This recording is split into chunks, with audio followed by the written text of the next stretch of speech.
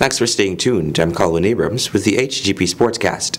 Buxton crushed Annandale and Sir Leon Lessons overpowered Loch Secondary for their spots in the finals of the Milo Under-18 Schools Football Tournament at the Ministry of Education ground on Sunday.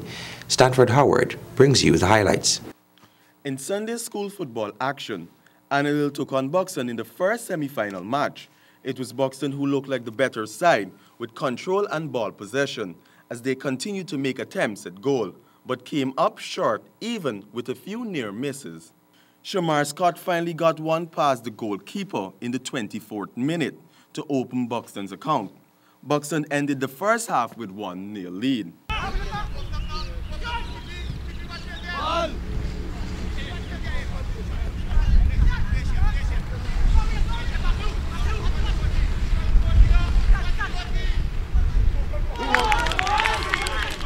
In the second half, both teams fought hard, with Annandale who tried to score while Buxton looking to extend their lead. In the 54th minute, Tishon Garden scored and sent his team through to the finals for the first time.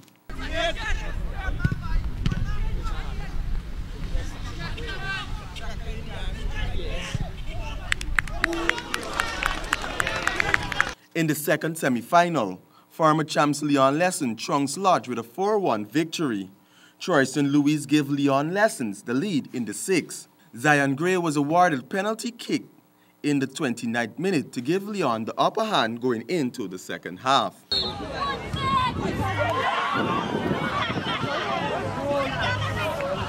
In the second half, Lennox Young scored a double with goals in the 80th and 88th minute. Reporting for the HGP Sports, I am Stanford Howard.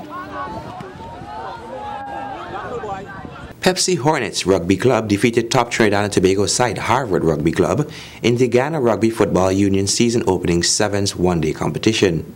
It is an action-packed afternoon at the National Park where teams from Guyana and Trinidad and Tobago compete to see who will win today's tournament.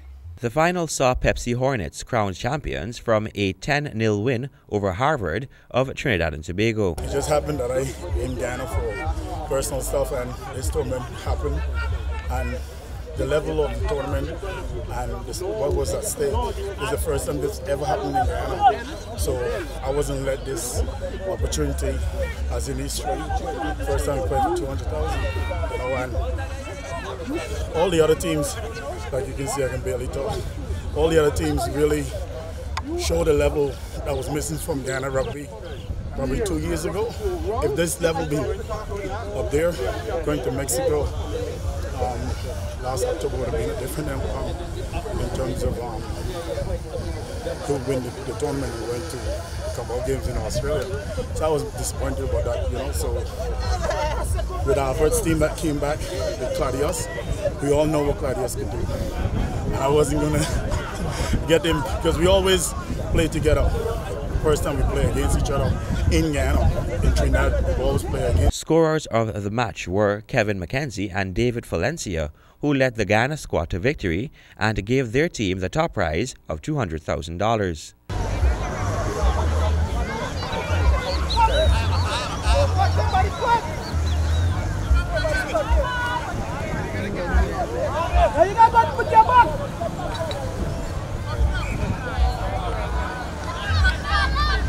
The top two teams defeated 4 other teams to gain top positions. Other teams that played during the day were the GDF squad, Police Falcons, Panthers, and Caribs.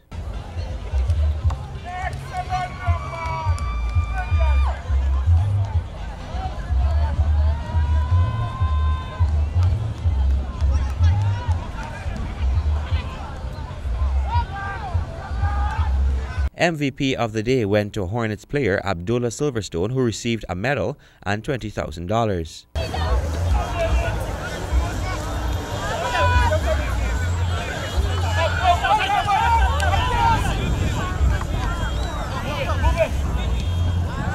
For the HGP Sports, Colin Abrams.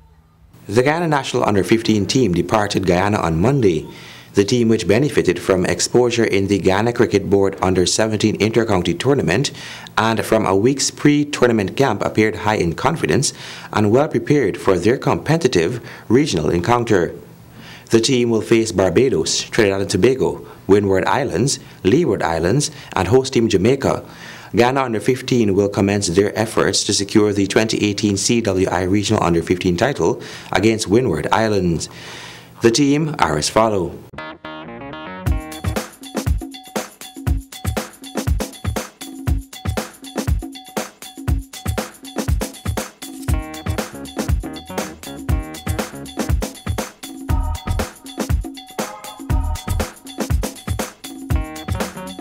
Afghanistan triumphed over West Indies in the final of the ICC Cricket World Cup qualifier competition in Zimbabwe.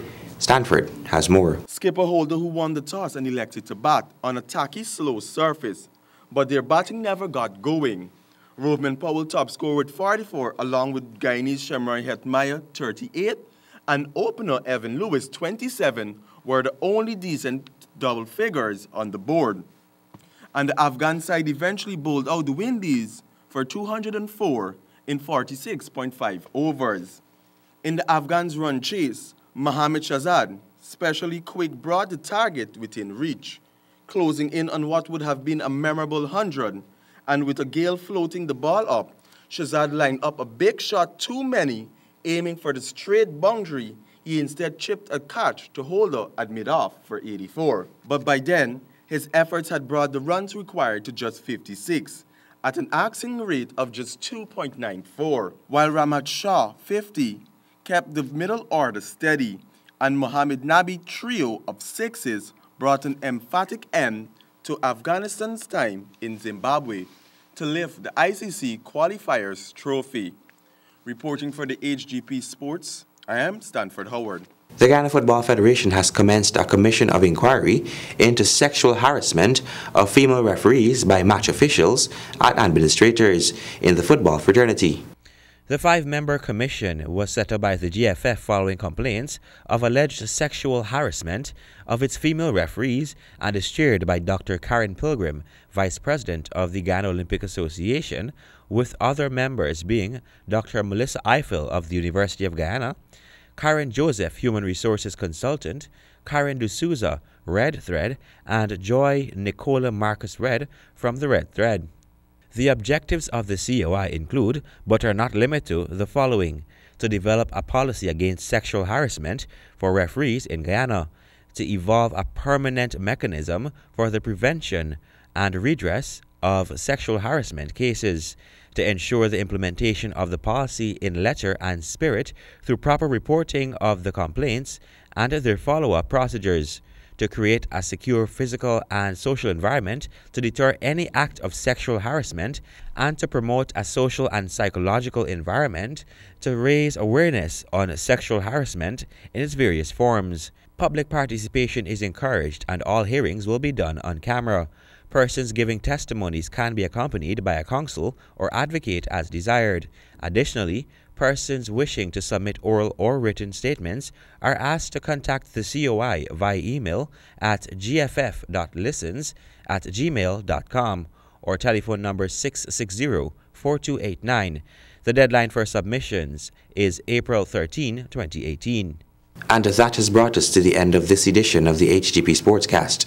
Before we go, remember, life is like a sport. Always remember to play fair. Goodbye.